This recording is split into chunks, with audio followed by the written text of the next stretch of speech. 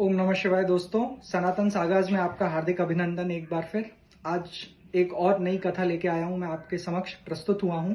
ये कथा मुझे बहुत प्रिय है, मुझे बहुत अच्छी लगती है ये कथा। और ये कथा है भगवान शिव के अनन्य भक्तों में से एक भक्त जिनका नाम था उपमन्यु।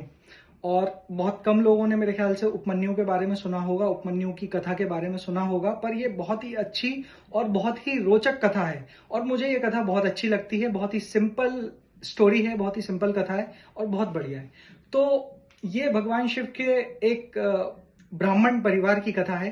तो ब्राह्मण परिवार में रहते हैं पति पत्नी और उनका बेटा उपमन्यु। उपमन्यु की उम्र उस समय कुछ नहीं तो केवल 4 से 6 बरस की होगी।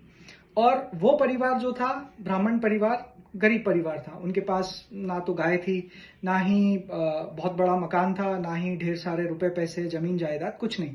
लेकिन भगवान पे निष्ठा उनकी सर्वोपरि थी, 100% थी। एक दिन उपमन्यु अपने दोस्तों के साथ, अपने मित्रों के साथ बाहर खेल रहा था।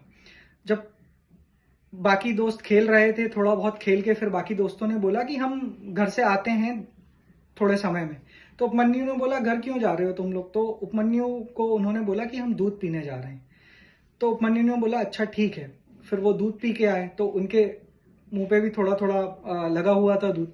तो उपमन्यु को बोला कि दूध बहुत अच्छा है, होता है, बहुत पौष्टिक होता है। तो उपमन्यु को भी इच्छा हुई, छोटा बच्चा था वो, 4 से 6 साल का, उसे भी इच्छा हुई कि मैं भी दूध पीऊं। वो अपने घर गया, उसने अपनी माता को बोला कि माता, मुझे भी दूध पीना है।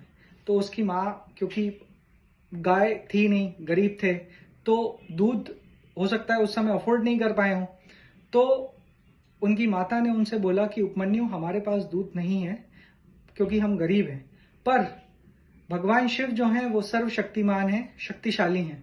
तुम उनसे दूध मांगो और वही तुम्हें दूध देंगे, वही तुम्हें सब कुछ देंगे, जो भी तुम्हें चाहिए तुम उनसे मांग लो। तो उपमन्यु था तो छोटा ही, पर निश्चय बहुत दृढ़ था अपने भगवान के प्रति। वो सीधे तप करने निकल गया, अपने माता पिता को बोल के जंगल में तप करने चला गया। एक पैर पे खड़ा रह के इस मुद्रा में उसने ओम नमः शिवाय का जाप चालू किया, एक पैर पे खड़े होके। दिन बीते हफ्तों में, हफ्ते बीते महीनों में, और महीने बीतते गए सालों में। उपमन्यु कड़ी तपस्या करते हुए उपमन्यु को काफी समय हो गया। फिर कुछ समय पश्चात, कुछ वर्षों पश्चात देवराज इंद्र पधारे और उपमन्यु से बोले कि उपमन्यु, आंखें खोलो। तो उपमन्यु ने आंखें खोली और उपमन्यु से बोला कि तुम भगवान शिव की क्यों तपस्या कर रहे हो? सारी इच्छाएं मैं तुम्हारी पूरी कर दूंगा। मुझे पता है कि तुम्हें दूध पीना है, तो मैं केवल तुम्हें दूध नहीं, तुम्हें फल और ढेर सारा खाना और तुम्हें स्वर्ण मुद्राएं, सब कुछ दूंगा मैं। पर उपमन्यु ने बोला कि नहीं, मुझे आपसे कुछ नहीं चाहिए, और मेरे भगवान शिव के बारे में कुछ भी ना बोलें देवराज, नहीं तो अच्छा नहीं होगा। और देवराज को उन्होंने डांट दिया।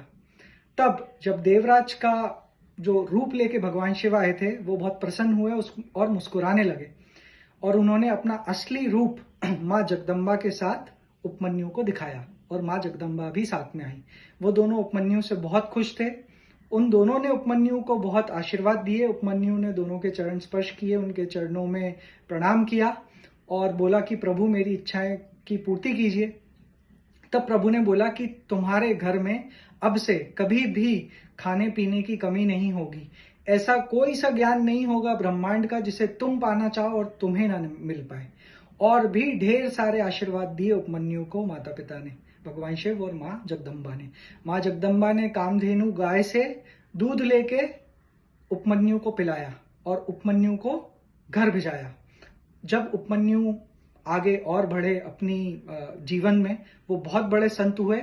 और काफी लोग बोलते हैं और कहीं जगह लिखा भी है कि उपमन्यु ने खुद भगवान कृष्ण और बलराम जी को भी काफी उपदेश दिए, शिव तत्व के बारे में, काफी सारे व्रतों के बारे में ज्ञान दिया और शिव ज्ञान दिया। तो ये कहानी थी उपमन्यु की। जिनका विश्वास दृढ़ होता है अपने भगवान के ऊपर, वो कभी भी निराश नहीं होते। उम्मीद करता हूं आपको ये कथा पसंद आई होगी। अगली कथा तक के लिए हर हर महादेव।